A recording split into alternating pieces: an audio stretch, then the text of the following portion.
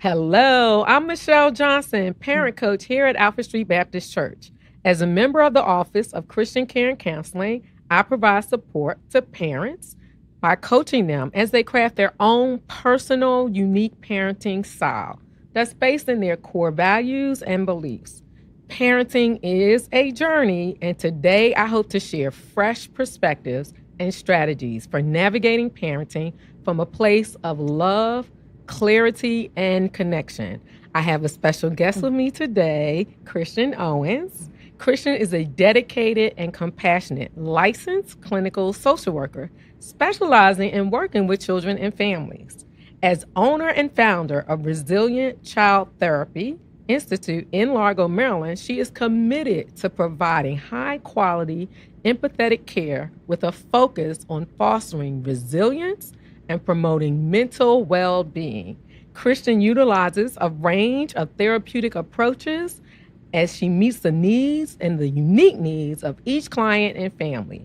Her expertise and unwavering dedication has made her a trusted resource in the community, helping families navigate the challenges and achieve lasting positive outcomes. I am going to allow Christian to share a little bit more about herself before we get started. Christian? Thank you so much, Michelle, and thank you so much for having me. I'm excited about this conversation. I am the founder and owner of Resilient Child Therapy, as you mentioned, and I've had the beautiful privilege and pleasure to support children and families for the last my practice has been in existence since 2015, so for the last almost 10 years, and just coaching them through mental health challenges that do come up. They do occur in childhood, they do occur in adolescence, and sometimes even in the transition to college. And so it has been exciting to be able to support families. And I also have experience as well being a high school counselor. I did that for a couple of years as well. And so I'm in the mix, if you will. So you see why she's here. This expertise is needed for our conversation today. So I'm the proud mother of 2 college graduates. But I remember what it was like when they were freshmen and we were preparing for them to go off to college. I'm sure if you're a freshman, you have that feeling, and then your parents had that feeling of the excitement along with some of the anxiety that comes with it. When you're a student, you just want to know that finally I get to do what I want to do. Nobody's going to tell me what to do.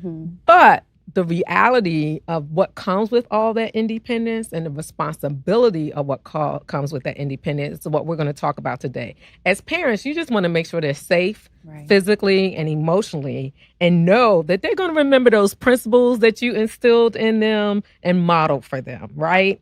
So today we're going to talk about this. This episode of Mental Health in the Sacred Sanctuary is from home to campus, helping parents and students transition to college life with faith and independence. So we want you to grab your pencil and your paper and your electronic devices, because you know we dropping the gems all during this episode.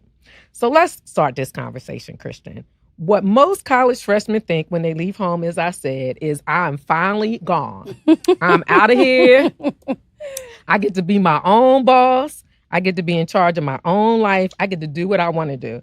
But once they get on campus and start navigating those first couple of weeks, we know they begin to feel the challenges of balancing this new level of independence with the responsibility that comes with being in charge of your own life.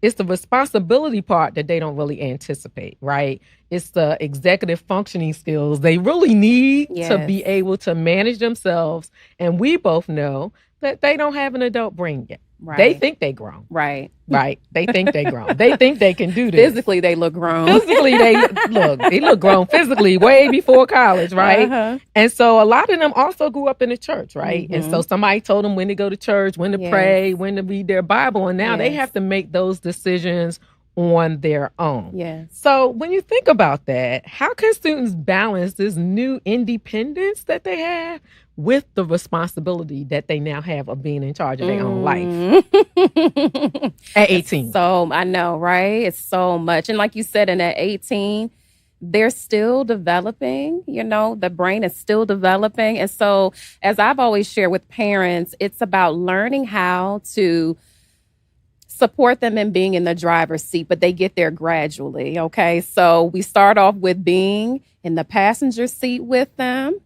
and then slowly shift into the back seat and then out of the car. So it's a gradual process. So before they leave home, we're working with them as the passenger of this car. We're working with them in establishing routine, establishing goals, teaching them time management rather than expecting them to know all of these skills. I think a lot of times we think that our young people know what they're supposed to do because they're 17, they're 18, you're going to college, but do they actually know what it means to manage their time or to prioritize their tasks or to balance their mental health and their their social life, their academic life? And so we actually need to teach them, and we can do that while they're still with us, and then slowly but surely, pull back just a little bit, but still be there to support them. And then as they begin to transition into college, we can ensure that they have the needed support on the campus as well. Like then, reaching out to counseling support at the school, seeing if they have study groups at the school, connecting with the academic advisor. So it's a process. We're not just dumping them and leaving them there, but there should be a process that begins, honestly, the time they begin high school. So, yes, and we know that some of them have these skills they've started, and then some of them are like, I'm not doing none of that. My mama made me have a calendar and a Trapper Keeper and all of it. Trapper Keeper, Lord, that's my age. I don't even know if they still have Trapper Keepers. But, my mama had me on a schedule and I had to do all this. And now I don't even have classes all day. Yes. I only had class on Monday, Wednesday, and Friday. I don't have nothing to do on Tuesday and Thursday. But the reality is they are going to have to figure out how to manage their time effectively. Yes. This free time is really important for them to think about how to do that, right? And I used to say to a lot of my parents and even my friends who would call me and say, they not working on this time management thing. What am I supposed to do? I'm like, because you're trying to get them to do it your way. Yes. So what they end up figuring out is, what does it look like for them? What's comfortable for me? Yes, I was Miss Structure. I had a calendar. I knew.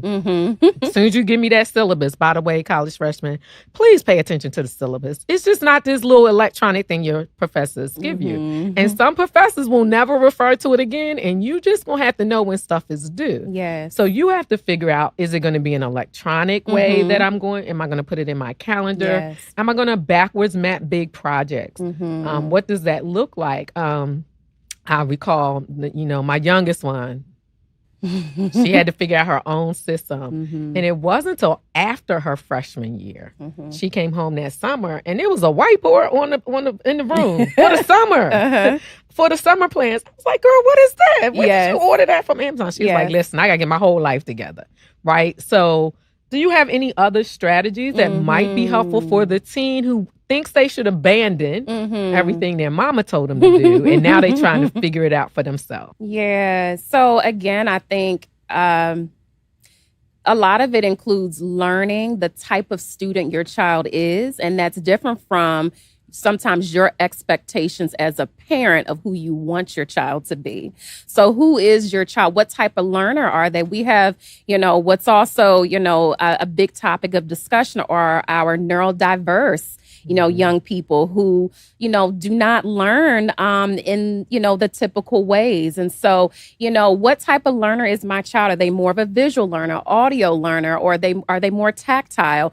Are they someone like myself? Like I have to write things down. Like I remember things when I write it down. So, understanding the type of learner your child is, also understanding, if we're looking at a child that is considered neurodiverse, which includes a child that could potentially be on the autism spectrum, could have ADHD, could have anxiety, a variety of different things, including learning differences.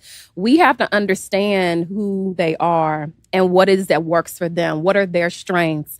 And pulling from those strengths, rather than, again, meeting our expectations, And so one of the things you'll hear me say a lot, if you work with me at any point, is connection is the main thing, Yes, right? And always. so you will, if you have watched me on anything else, you will hear me use Brene Brown's definition. That is, I feel connected to you when I think you see, hear, and understand me. Yes. So what I hear you saying is, before I actually pack up the car with all the stuff that we buy these days, y'all, my mom didn't do all that. But that's okay. Before I do that, I hear you saying it may be a conversation where you get curious and say, hey, this is what we did while you were home. What parts work? What parts didn't work for you? As you move to this, I get freedom, maybe doing even a scenario, like, your schedule. Most of them have an idea what they're going to have, they're taking. How do you think you want to manage your time?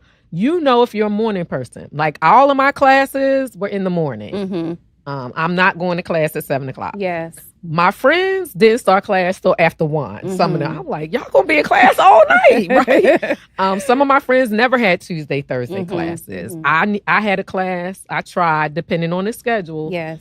Just so I can stay in a routine. So I hear it's like, have a conversation. Yes. Be curious. Talk to them and say, hey, this is what we did. What do you think you want to keep? What do you think you want to change? Yes. That way you're honoring their independence and you're still in the car with them. Absolutely. Right? I'm going back to the car. You're moving a little bit to the back seat, allowing them to move slowly over to the driver's seat. That's right. That's good. Excuse me. That's good stuff. Okay. So we got you there. You're working on being independent, and then you get homesick. Because now you realize you miss your mommy, you miss your daddy. It's another common challenge, right? Some folks have never been away from home. College is the first time, and they decide they want to go away from home. I was mad at my mama. I wanted to go out of state. And she was like, girl, there's no money for that. So I left Philadelphia and went 4 hours away by car. I was like, well, I'm going to go as far away from home then, since you won't let me do what I want, right? Yes. My daughter ended up being 6 hours away. And so at some point, and we laugh about my son, he was at University of Maryland, but everybody thought he was out of state because he was acting like he was out of state, right? But at some point, they're going to miss home. Yes. They're going to miss family, and they're going to miss some of the conveniences of home, right? So what are some ways they can stay connected to family and friends without feeling overwhelmed? Sure. With this modern day and age, I love the fact that we have FaceTime and text message and email and all the things. So, a lot of our young people are already savvy with those things and already utilize those platforms before leaving for college. So I think that is a big piece there.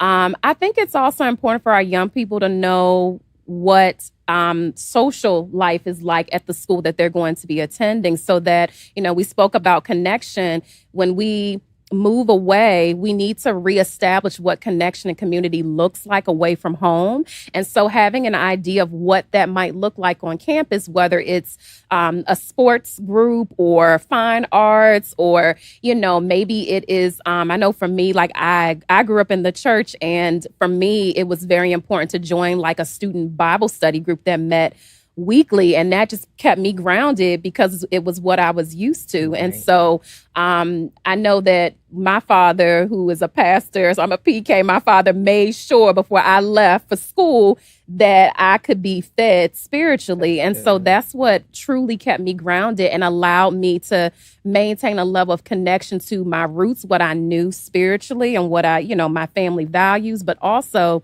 the social components, so I wouldn't feel isolated, because that's what can tend to happen with our young people. They go away, they feel very isolated, especially if it's a large campus, like a University of Maryland. It's just so large, and they don't even know where to start with creating community for themselves. So that would be my approach, is to create community and connection before they even get on campus. That's good. That leads into the whole idea of building this support network, right? And so if you're a member of Alfred Street Baptist Church, please make sure you connect to our college ministry, because they are always supporting our college students through a multiple ways to stay connected. Yes. And we'll talk about a little bit more what parents can do to stay connected too, because technology is a whole nother thing with these kids. But I want to go back to the building the support network, right? Okay. So yes, usually during the first couple of weeks of school, all the organizations are on the yard somewhere. Like there's a day or a night where every organization sets up on a yard. So college freshmen, pay attention to that. And even the resident life stuff that they make you do when you in the dorm seems a little like, really? I don't really want to do that. From a former RA, do that. That's how you meet people. Some of us have college friends that we have cultivated. In my case, don't laugh, but over 40 years. Like, that's right. I've been out of high school 40 years. And we have cultivated those friendships that are lasting. Yes, ma'am. But we met on that campus, right? So you are going to make those connections. And it's true. Don't isolate yourself. I love that you mentioned that there are campuses that have Bible studies, right? I watch my godson and his stories all the time. And he's always somewhere doing his Bible study. And I was like, yes, those principles are still there. So you don't have to lose that. And you can still have a social life, right? You don't have to become the one that they only see getting on a van going to the neighborhood church. Yes. Right? You can still enjoy campus life and meet people. So that will definitely help with being homesick and building that support network. All right. So let's talk about those resources. Every campus, we talk about community, but sometimes you need some additional resources, right? You need the supportive networks. But every student needs to find out how to find the academic support. So you mentioned some of our neurodiverse communities. We need mental health support at the university. Usually, again, those first couple weeks, they're going to bombard y'all. It's going to seem like you got it all together. They're going to tell you how to find all the tutors on campus and all of those things that you need. Okay. So, but until you know that you got a challenge, that's when you really look out for yourself. Now, I was on scholarship. Which means I had to keep a certain GPA. But physical science, I had a D. And it was weighing me down. And it was going to weigh down all of the other. I was like, you can have A's and B's. That D will tank your GPA. And so what I started to do was go to my professor's office hours. Guys, all of your professors have office hours. And with technology, you don't actually have to go walk to the office like I had to do and sit outside and wait for them to let you in. Right. Most of that's virtual these days. A lot of people don't take advantage of those office hours. But here's the advantage. My professor saw me trying. Now that D went to a C. And I made sure the rest of those B's went to A's so I could keep my scholarship. But the effort and the interaction and it made a difference for my professor, right?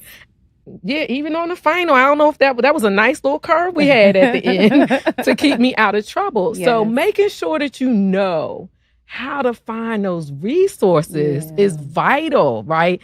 And it's hard because, sometimes pride gets in the way. But it's so important to keep in mind that there are support systems. And I heard you mention being a high school counselor. So what are some of the things you would share with the high school students moving into college, those seniors, about how to find those resources? Yeah, sure. So I think a lot of work takes place before you get on campus. So I remember, and even currently as a therapist working with some of my rising seniors and some that are entering into high school, we already start having conversations about what does life look like after high school, because some of our young people go into vocational school or they go into military. And so, we begin having these conversations early on, and then even thinking about where could you see yourself going to school, because a lot of it also has to do with also geographically where you're going and, based on the campus that you're going to be going to school at, what that campus has to offer. So again, it goes back to knowing who you are, knowing who your child is. And then from there, visiting the schools. I think it's so important to step foot on these campuses to get a vibe, to get a feel for what it's like, and where to access the different types of support, because it looks different at every campus. I even encourage students to go and sit in on a class if you're able to. Like, is it a large lecture hall with over 300 students or more, or is it something as small as maybe 25 students? Because it's important to know that. So I think, again, understanding who you are, who your child is, and then actually going and visiting these schools. First, look online, see what they offer and what it looks like online, get a feel for it there, and then actually go and visit. Speak to the people that work there. Ask the questions. Have a list drawn of questions that you want to ask as a parent, and then, what your child may want to ask about the school. And so for all of you who have already dropped kids off, y'all didn't do that. Okay. I need y'all to do that. For all of you who are juniors, get ready to go to figure out this. These are important points, especially visiting. Yes. And yes, they have the virtual tour since COVID. Yeah. But my son, we did 3 schools in North Carolina. I'm not even going to mention the school that this happened at. Okay. But we went and visited, and we sat in a class, and Mom, I'm an educator. I was like, oh, this is great. I love it. We left that class. We had been on campus an hour. We were walking to the next part of our visit, and he took the packet that they gave him and tossed it in the trash can. Now, this is not his normal person. I was like, dude, he was like, I'll tell you later, but can we leave now? I was like, you really ready to leave? He was like, this place is not for me. And like, I'm not going to say the name because I actually forgot it for years because he felt that bad about that campus. And I was like, dang, you really don't like, we knew point blank that was not the place for him. Yeah. But for those of you who are already on campus or about to be on the campus in the next few weeks, I really want you to go to the Writing Center. Yes. If it's online, look it up. Yes. Because every campus has a writing center.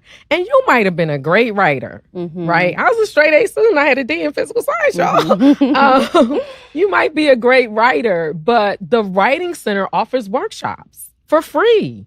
Like, they'll come help you. They won't write your paper. And yes, I know you have AI, and some of the campuses have banned it. So you better know that they got something screening you. Oh, yeah. To make sure your work, and they also have things screening you to make sure you're not, doing what people did 40 years ago. You want that? You had that class? Let me get that paper.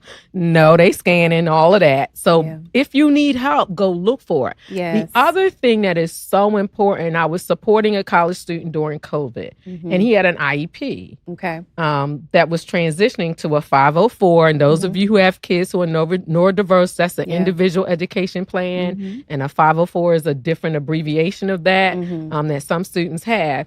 You have to know that looks different on a college campus. Yes. So when you were in high school and you point. had an individual education plan, you had somebody making sure that the teachers were following. Hopefully you had somebody making sure that the teachers were following your plans or your parents were advocating for you. When you get on a college campus, your professors don't have a list of all of you that have individual education plans. They don't have a list of they didn't get that little screenshot thing that we used to send in high school and in elementary school and middle school.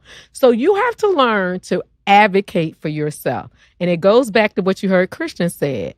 You need to know who you are as a student. You've come through high school with the support you needed. And if you still need that support, get it. I was supporting a student during COVID. So we got virtual, we got neurodiversity, and it was a new platform.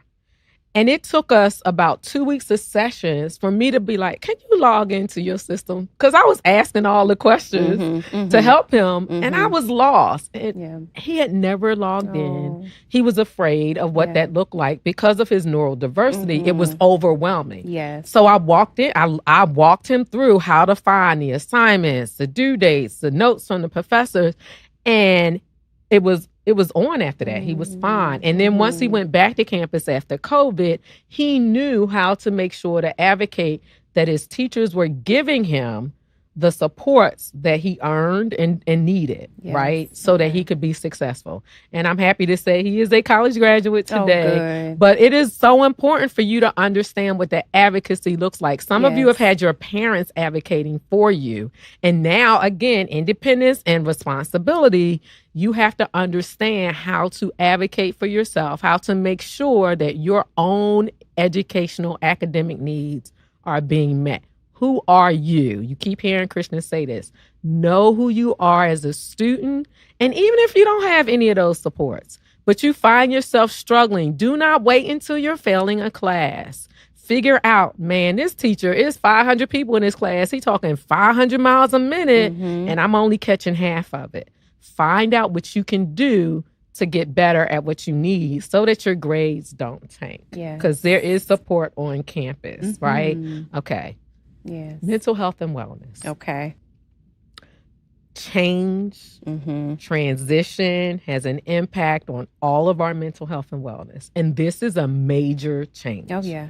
This is a major transition. So some of the stuff we've already talked about is going to come into play as we make this transition. Some common mental health concerns that are faced by college students include anxiety, depression, and stress. What are the signs that a college student might be struggling with their mental health? Great question. So a couple of things.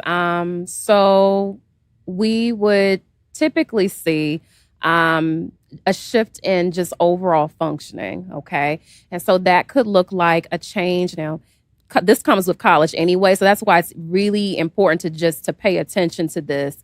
There could be a change in eating habits, whether there's an increase, so that can tend to happen, or a significant decrease. Right. We also may see a change in sleep habits. Now, again, this is why there's this gray area, because there is more freedom. And so you may see that they're staying up late or, those sorts of things. So, but still paying attention to it and just making note of it if it becomes like a consistent thing that is now impacting day-to-day functioning. So sleep, are they going to their classes? Okay, what do those grades look like over time? Even just in the beginning, like maybe they were doing well and then there's a huge shift. Okay, so are they attending their classes? What do their grades look like? Is there, a shift in that? Especially if they were once a student in high school that did pretty well, or even they did decent, and then all of a sudden you just see this huge shift in their grades, their academic performance. Are they getting out of their dorm and engaging in social life? Now, that is a part of college. There's the academic, and then there's the social piece. That's a part of going to college, is also participating in things on campus. So if we see that they're isolating a little bit more, that might be a sign. If we see that they are asking to come home, or they're showing up at home frequently, that is a sign.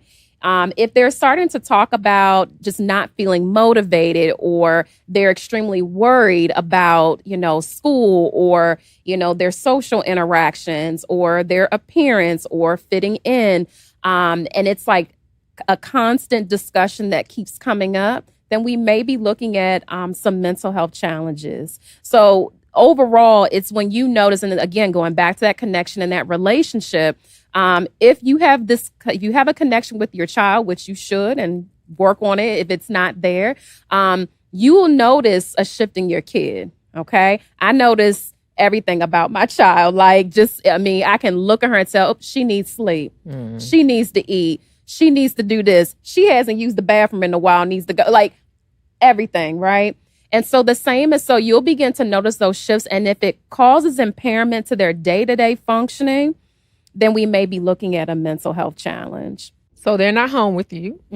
So you may not see them not eating or eating more. Now the freshman 20 is a real thing. It's real. 30 again, 30, and now 40. with all this, the way food is on campuses, and you just swipe your card, and parents keep putting more money on the card for you.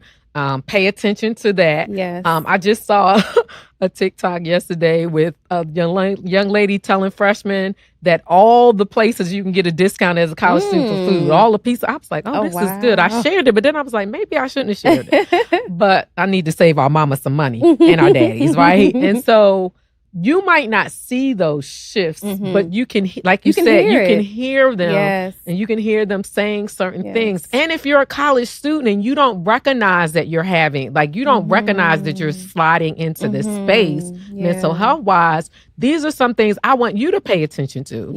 If you find yourself not wanting to go to class ever, right? If you find yourself eating way more or not eating, right? Yes. Now that, that's a shift too, because you're going to get used to what's available and what's not available. I know Faith had a decline because she's pescatarian, and there were certain days where there really wasn't enough that she could take advantage of. But you understood that about your daughter, but there were times when I was like, girl, did you eat it all today? Like, so Faith did have some moments of depression and anxiety, and I was like, ooh, yes, this is something's going on, right? So you as a student need to pay attention. Like, you don't want to be around nobody. Now, if you're an introvert and you never wanted to be around nobody, but pay attention to how much you just lock yourself in, because that's not a good thing, right? Those are the things. But what can I do on the flip side as a college student? What can I do to prevent some of the struggles that may lead to anxiety, depression, or other mental health problems or stress? So prioritizing self-care. So yes, you're there for school, but making time to eat, making time to get rest, making time to connect with friends and activities and hobbies. So prioritizing, learning how to say no. So you're going to get invited to so many different events and parties and things. So on the flip side, it's also knowing, how much can I handle? Okay. Like, so be okay with saying no sometimes. And then as well, like remembering what you're there to do. So I always, with my young people, we in therapy, we create therapy goals. But I think goal setting is also great when it comes to any new transition, so that you can remember your why. Like, why am I here? Why am I on this campus to begin with? Oh, I'm here because I have these goals set for myself. So some short-term goals, some long-term goals, just so that, and sharing that with, parents, but so that we can stay in alignment. And then we have these check-ins, because I work with parents and students in creating check-ins throughout the school year when they're in college, is checking in on where are we with these goals. That's good. And then making shifts if needed. So prioritizing self-care, being okay to say no, and goal setting. Setting. That's so good. So we always talk about self-care.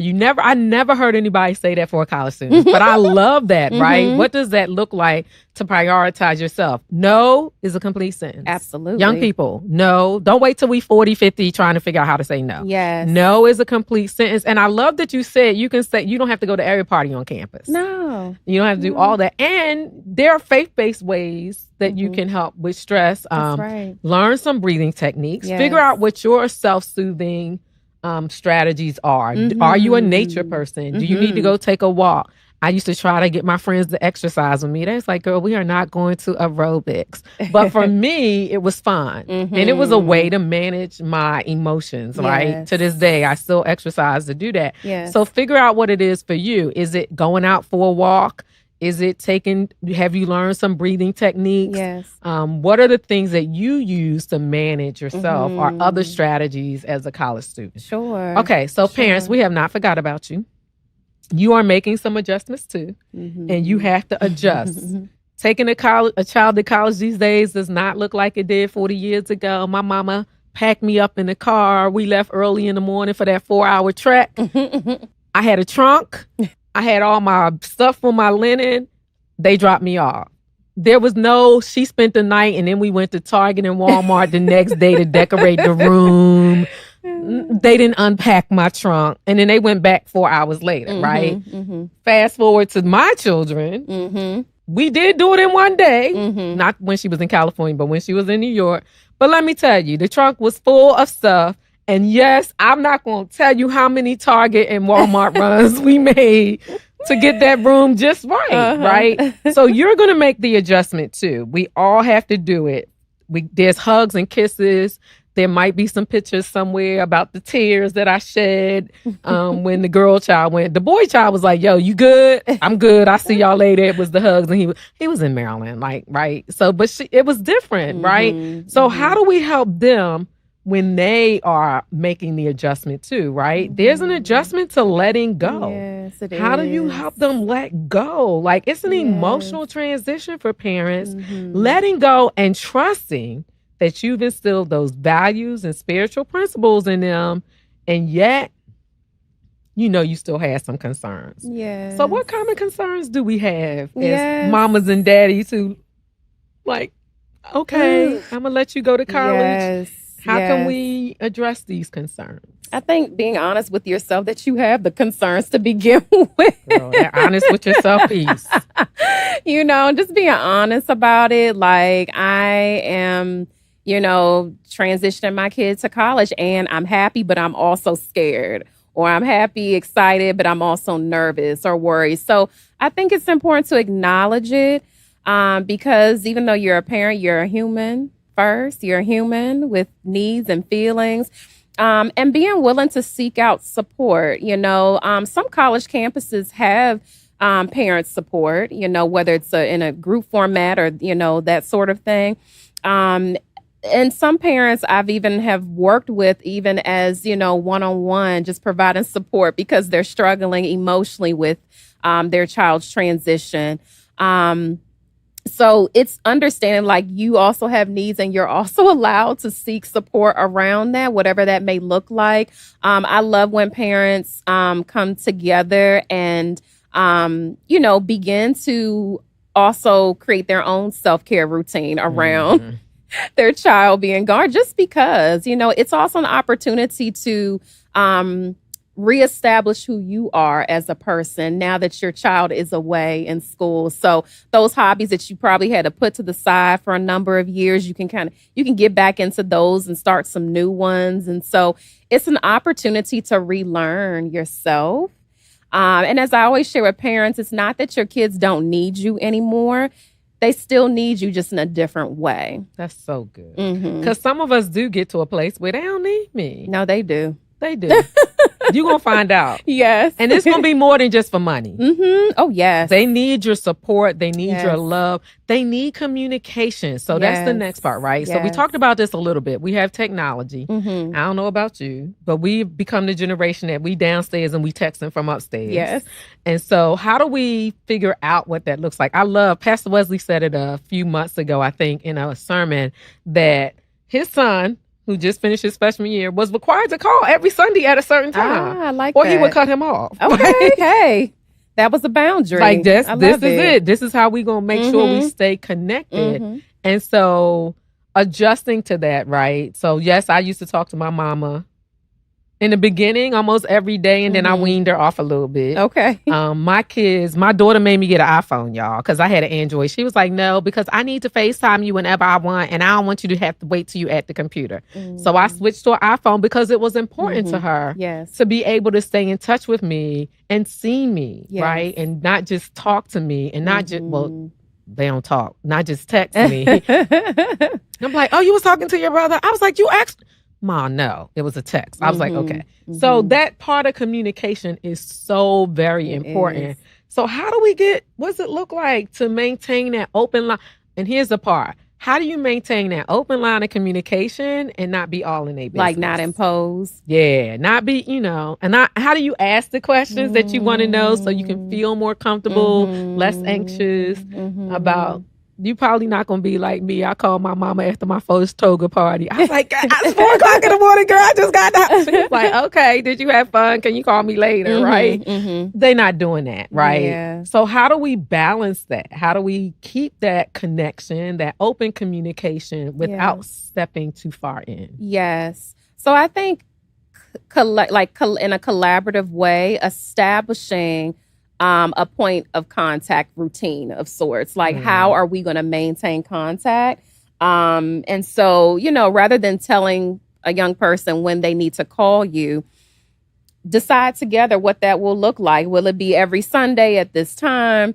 Or will it be every single day, as needed? I think I like the idea of you don't call me by this time. Like, that's me. Like, especially if I'm footing that college bill. So listen, wait though, let me put a pin right here.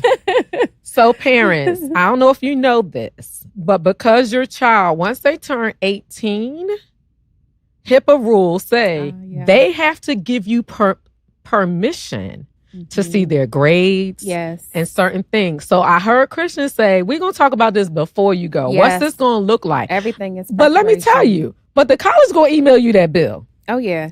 But everything else, your child actually has to open up. So have the conversation ahead of time. That's an important communication for you to have. Yep. That's an important boundary for you to have, because a lot of parents don't realize that the child is now, they're not an adult, but they're legal. Yes. And so at 18, we used to think we were adults. We don't have an adult brains. We're not. Yes. But we're legal. So that is an important communication to have before your child leaves for college. Yes. Like, what's this look like?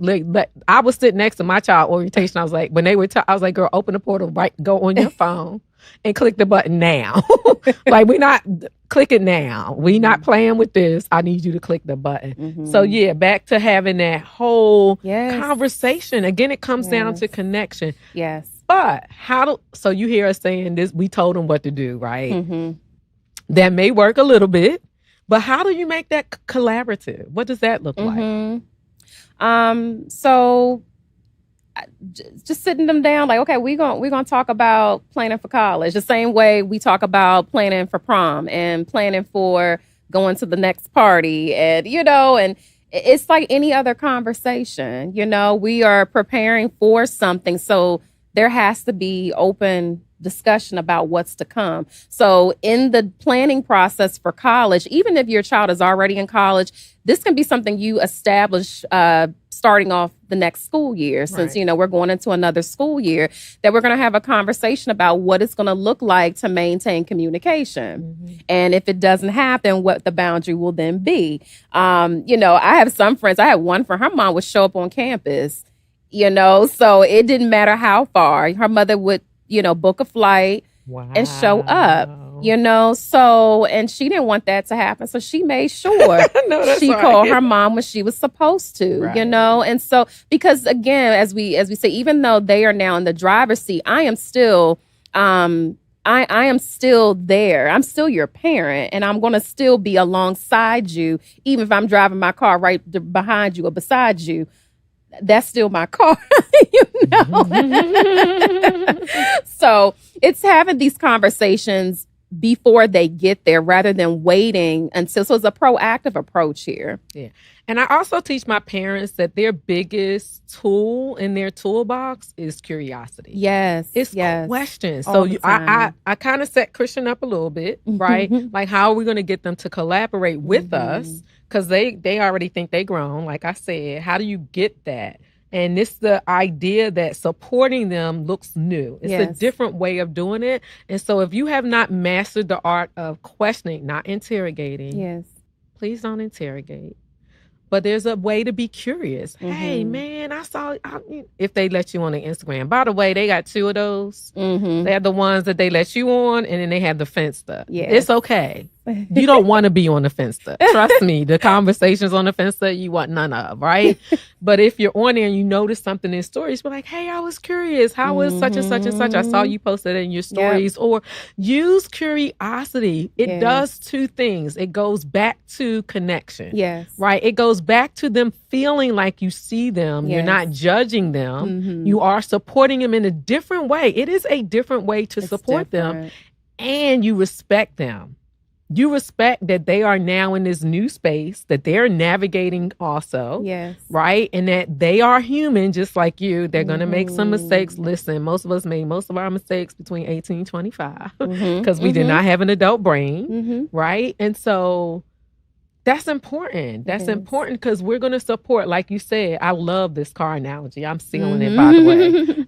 That we're going to support, maybe not from the front seat anymore, from the back seat, so that eventually we are comfortable getting out of the car without being anxious. And remembering that anxious is not from God anyway, and that we can pray, and that our babies have been under his protection and they are still under his protection, and that we can let that go. That's a burden we don't have to carry. So that's the supporting in a new way too, right? Spiritually being okay with, they're okay. Reminding ourselves that they are going to be okay because they have the ultimate protector, right? We can't always be there, that they're going to be safe, right? Yes, absolutely. So as we think about this parenting in a different way, when you recognize that they need that help in a different way, showing up? What does it mean? I heard you say she showed up on campus, but what are some other ways we can show up for them? Yeah. So it's we can show up by just being a listening ear. You know, for many of our young people, the rigor of college is something that they've never experienced before, while trying to balance their social life and just, you know, their self-care, all the things. And so being a listening ear, not always being quick to offer advice. You know, I love to ask young people, you know, their input. Like, okay, if you were giving the advice here, what would you suggest? Or how can I support you at this time? Do you need to vent, or do you need my input, my feedback? Like, what does help look like for you right now? And so again, it's seeing them as a young adult, but still needing your support. But again, you know, not becoming overbearing or as a helicopter, because the goal here, I think across the board, is we want to have successful, independent young people, you know? And so my goal in everything that I do, even as a parent now of a 5-year-old, is that even though she's not 17 or 16, I'm always in my mind forward thinking about who the young woman I want her to be, you know, years from now. And it starts, even for our parents who may be watching, whose kids aren't going to college just yet, it really starts off years before we even get to that point where we're dropping them off at school. It's really, really, really, really key that we create independence gradually, okay? Some of them, how do they wash their clothes, cooking for themselves, even financial management. We didn't even touch on that, but financial management, teaching them what it is to budget their money, because I'm not going to be sending money all the time to you. There will be no Zelle and Cash App every week. Stop asking me to sell you money. Right. So it literally, it starts before they get to college. And even if they're in college and they're still learning these things, being a guide and supporting them and knowing that, you know, I'm here to help you and not to make you feel like you can't do this or that you're not capable of doing this. But my goal is to help you to be successful. Yeah. So we're getting ready to close out. This has really been a great conversation, and there were so many gems. I hope y'all been writing this stuff down. But if you think about one thing that you would give both parents and students, what's the one piece of advice that you want them to take into this season of change and transition from home to college? Ooh, that's a hard one. What do I want them to take? I always say to people that community is everything. We're not meant to do life alone. And so no matter what your experience related to this transition, there is a community out there that can support you. And so knowing that it's there, even if it's your church family, Alfred Street has an amazing community, and, you know, being willing to tap into that, because more than likely someone has been in your shoes and you're not alone in what you're experiencing. And when you know you're not alone, it helps to support the mind, body, and spirit. So I guess that's what I would leave with, is just understand that there is community and it's okay to seek help. That's so good. So y'all already know what I'm going to say. Community comes with connection, right? Feeling connected in some way to the community. We've shared so many different ways, I think, today. You heard Krishna say, and myself, that the most important thing is you got to know who you are. Yes. And you got to know whose you are. That's right. So you are going to be okay, both student and parent. That's what I have for you. You are going to be okay. There are going to be challenges. Yes. We've talked about some of the challenges you may face today, this balancing act of I am now independent, and yet I have a ton of responsibility that comes with that. The parent shift of how they support with this responsibility and allowing your student to be independent. Finding all the support that you have on your campuses, all the resources that are there. Community will help you deal with what will happen. At some point, you are going to get homesick. At some point. It may last for a little bit, but you're going to get homesick. Recognizing when stuff just not right with you. If you're starting to have stomach aches all the time, that's anxiety, right? Yeah. You're not eating. You're not socializing. Those are all the things we talked about. But in the end, in the end, I want you to take this definition of thriving. Yeah. You are thriving every single day when you are doing the best you can with the resources that you have in the season that you're in. So remind yourself that you are fearfully and wonderfully made, and that your greatest protector and supporter is your Lord and Savior, Jesus Christ. Amen. And so at any moment, you can have a real conversation with him like, Jesus, this college stuff is real. Take the wheel. Like, I this is a real thing I'm going through. I need you, right? Remember that you have some principles, parents, that you have instilled. They may not look the way they did when they were here. Mm-hmm. I laugh. I have a 24 and a 27-year-old. They not in a church, but my son could tell you some of the stuff Pastor Wesley had on certain days. I'm like, oh, cool. And my daughter's like, Mom, I pray. I'm like, great. I love it. So let them figure out what it looks like for them.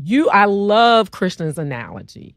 Please, you are moving from the driver and the passenger seat actually to the back, like when they first got their license. Mm-hmm. And eventually you're going to get out of the car. That's right. But they still need you. They still need you. So I want you to remember that there are a ton of resources on our website. Please make sure you know about 988, which is our suicide prevention hotline, and make sure you share that in 211 with your college students, so that if they find themselves in a space where they feel like they're struggling mentally, there is some place that they can reach out to, even if they don't reach out to you. Thank you so much. I appreciate you guys. This was a great conversation. Y'all know I'm going to have Krishna back again, right? So stay tuned, and I appreciate you joining us here on Mental Health and the Sacred Sanctuary.